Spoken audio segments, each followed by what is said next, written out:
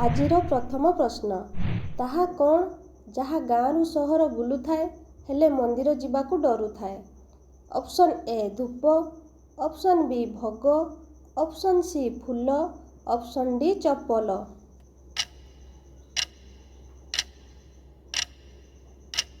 ଏହାର ସଠିକ୍ ଉତ୍ତରଟି ହେଉଛି ଅପସନ୍ ଡି ଚପଲ। ପରବର୍ତ୍ତୀ ପ୍ରଶ୍ନ, ମନୁଷ୍ୟ ସର୍ବପ୍ରଥମେ କେଉଁ ଫଳ ଖାଇଥିଲା? ଅପସନ୍ ଏ ଖଜୁରୀ, ଅପସନ୍ ବି ସପୁରୀ, ଅପସନ୍ ସି ଆଖୁ, ଅପସନ୍ ଡି ପଣସ।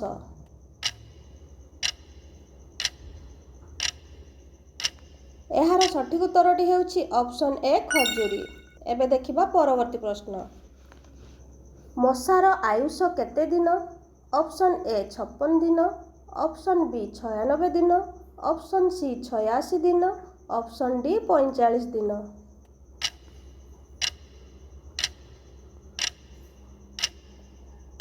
ଏହାର ସଠିକ୍ ଉତ୍ତରଟି ହେଉଛି ଅପସନ୍ ଏ 56 ଦିନ। ପରବର୍ତ୍ତୀ ପ୍ରଶ୍ନ, କେଉଁ ଫଳ ଖାଇଲେ ଦାନ୍ତ ପରିଷ୍କାର ହୁଏ? ଅପସନ୍ ଏ ଅମୃତଭଣ୍ଡା, ଅପସନ୍ ବି ସେଓ, ଅପସନ୍ ସି ପିଜୁଳି, ଅପସନ୍ ଡି ଡାଳିମ୍ବ।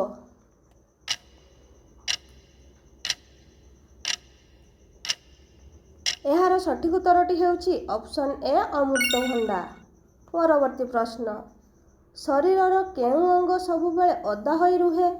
ଅପସନ୍ ଏ ଗୋଡ଼, ଅପସନ୍ ବି ହାତ, ଅପସନ୍ ସି ଜିଭ, ଅପସନ୍ ଡି ନାକ।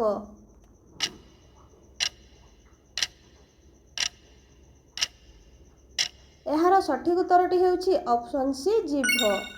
ଏବେ ଦେଖିବା ପରବର୍ତ୍ତୀ ପ୍ରଶ୍ନ, ଏମିତି କେଉଁ ଜିନିଷ ଅଛି ଯାହା ଆଲୋକରେ ଆପଣଙ୍କର ପିଛା ଛାଡ଼ି ନଥାଏ?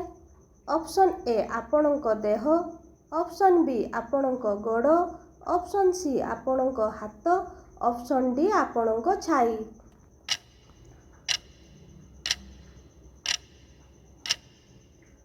ଏହାର ସଠିକ୍ ଉତ୍ତରଟି ହେଉଛି ଅପସନ୍ ଡି ଆପଣଙ୍କ ଛାଇ।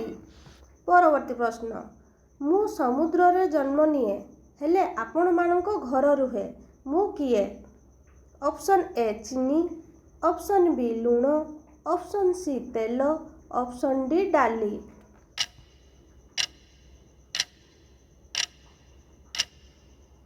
ଏହାର ସଠିକ୍ ଉତ୍ତରଟି ହେଉଛି ଅପସନ୍ ବି ଲୁଣ। ଏବେ ଦେଖିବା ପରବର୍ତ୍ତୀ ପ୍ରଶ୍ନ, କେଉଁ ଦେଶର ଲୋକମାନେ ସାପ ଖାଇଥାନ୍ତି? Option A America, option B England, option C ଚୀନ, ଅପସନ୍ ଡି ରୁଷ।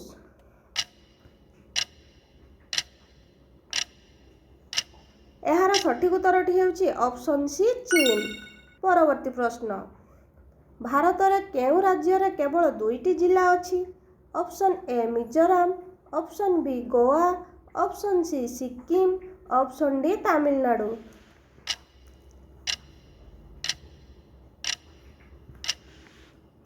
ଏହାର ସଠିକ୍ ଉତ୍ତରଟି ହେଉଛି ଅପସନ୍ ବି ଗୋଆ। ଆଜିର ଶେଷ ପ୍ରଶ୍ନ, ମା ଠାରୁ ଜନ୍ମ ହୁଏ, ମାକୁ ଛୁଇଁଲେ ମରିଯାଏ। ଏହାର ସଠିକ୍ ଉତ୍ତର ଜାଣିଥିଲେ ତଳେ କମେଣ୍ଟ ମାଧ୍ୟମରେ ନିହାତି ଜଣାଇବେ। ଜୟ ଜଗନ୍ନାଥ।